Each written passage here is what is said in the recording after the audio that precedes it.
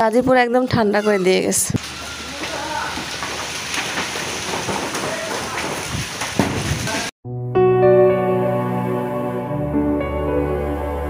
আসসালামু আলাইকুম রহমতুল্লাহ। ফিরে আসলাম নিজের আপন ঠিকানায়, বাবা মার কাছে চলে এসেছি। গতকাল রাতে রওনা দিয়েছি আর আজকে সকালে চলে আসলাম। তো গ্রামের বাড়িতে থাকার পরে কণ্ঠের অবস্থা, কথা শুনেই তো বুঝতে পাচ্ছেন কি পরিমাণ যে ঠান্ডা লাগছে, কি আর বলবো। তো যাই হোক, সকালবেলার নাস্তা পানি রেডি করতে করতে এত পরিমাণ বজ্রপাতের শব্দ শুনতে পাচ্ছি, সঙ্গে সঙ্গে চলে আসলাম ছাদে। তো যাই হোক, তার আগে বলে নিচ্ছি আমার প্রাণপ্রিয় দর্শক বন্ধুরা সবাই কেমন আছেন। আমি তো আলহামদুলিল্লাহ ভালোই আছি। আর এই দিক দিয়ে আপনাদের সঙ্গে শেয়ার করছি আমাদের বাসার বর্তমান পরিস্থিতি। তো আমার আব্বু আম্মু আলহামদুলিল্লাহ ভালো আছে। আর আমাদের বাসার সামনে যেই সব গাছগুলোতে আম টাম ধরছে মোটামুটি ভালোই, কিন্তু আর এখন কি পরিমাণ যে জোরে সোরে বাতাস ছাড়ছে, কখন জানি সব কিছু একদম ভেঙে চুরে চুরমার করে ফেলে। তো গাজীপুরে নাকি বৃষ্টি একটু বেশি হয়, ঝড় তুফান এইসব গাছপালা এলাকাতেই বেশি। তো গাজীপুরে কিন্তু একটা জিনিস খুবই ভালো, যে প্রচুর গাছপালা আছে।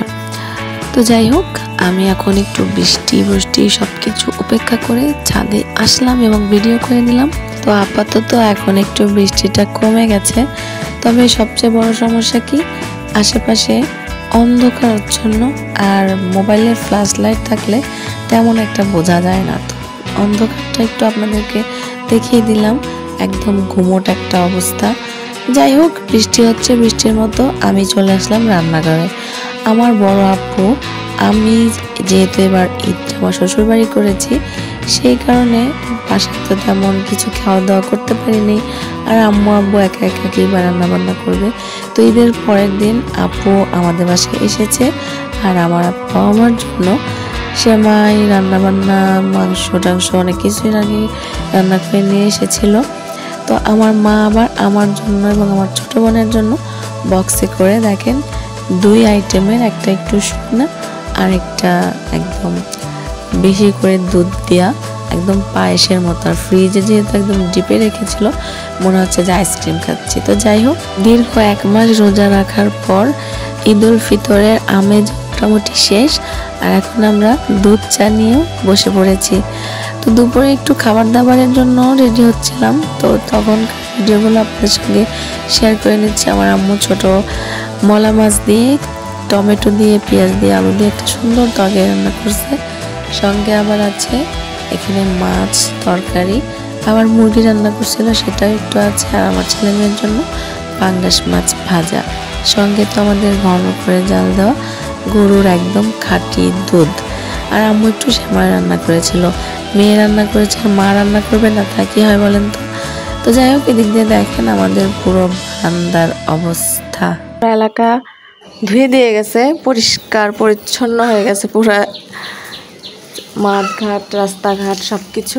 তো কি পরিমাণ যে বালু আসছে, মানে বলার কিছু নাই। এত পরিমাণ ধুলাবালি ছিল, তার মানে বারান্দা একদম প্রত্যেকটা বারান্দা ময়লা হয়ে গেছে। তো এগুলো পরিষ্কার করছি। এখানে একদম কাদা কাদা বালু। এই যে গাছের পাতাগুলোর এখন কিন্তু মোটামুটি পরিষ্কারই লাগছে। কি পরিমাণ ধুলাবালি যে ছিল পাতাগুলোর মধ্যে। তো গাজীপুর একদম ঠান্ডা করে দিয়ে গেছে। গাজীপুরের সব এলাকায় বৃষ্টিপাত হয়েছে কিনা জানি না, তবে আমরা যে সাইডটাতে থাকি মোটামুটি কিন্তু ভালোই বৃষ্টি হয়েছে। আর একদিক দিয়ে ভালোই হলো, রাতে বেশ আরাম করে ঘুমানোও গেছে। আজকের ভিডিওটা আপনাদের কাছে কেমন লাগলো অবশ্যই কিন্তু কমেন্ট করে জানাতে ভুলবেন না। আগামী ভিডিওর অপেক্ষায় থাকুন। আজকের মতো বিদায় নিচ্ছি, আল্লাহ হাফেজ।